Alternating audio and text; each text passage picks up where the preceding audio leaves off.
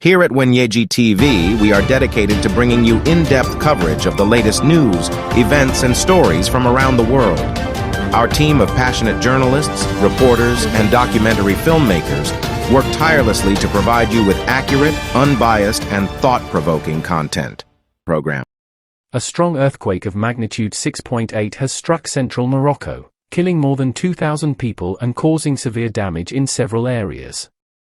Residents rushed into the streets when the quake struck at 23:11 local time, 22:11 Greenwich Mean Time, on Friday. Violent tremors were felt in several areas of the country from Casablanca to Marrakesh, where many buildings have been destroyed or severely damaged. The country's royal palace has declared 3 days of national mourning.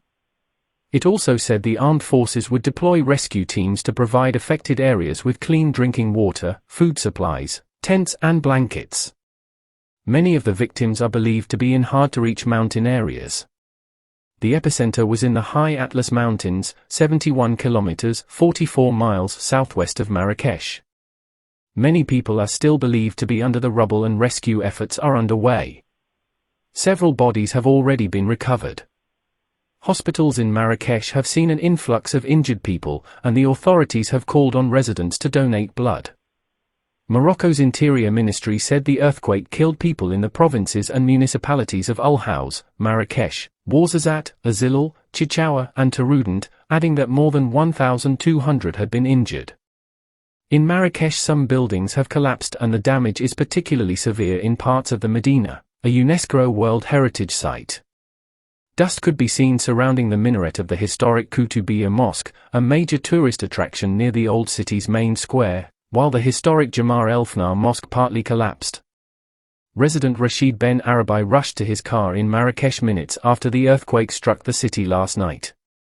He quickly headed with his wife and one-year-old daughter to the town of Amizmiz, about 56 kilometers (35 miles) from Marrakesh, to make sure his father and mother were still alive. He said the roads were full as everyone fled the city amid complete darkness and a power outage. As soon as I entered my town, I saw people in a hysterical state, crying and screaming, and everyone was looking for their families, he said. I saw a man lying on the ground by the rubble of his house. He could hear the screams of his 2 children trapped under the destroyed building, but he couldn't do anything to help them. Rescue teams hadn't yet arrived at the scene.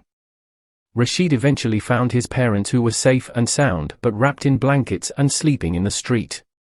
They were among the many people who spent the night out in the open, as the Moroccan government had warned everyone not to go back into their homes in case of severe aftershocks. A 4.9 magnitude aftershock was recorded 19 minutes after the earthquake. The extent of the damage in mountain villages is instead unknown, but it is believed to be widespread.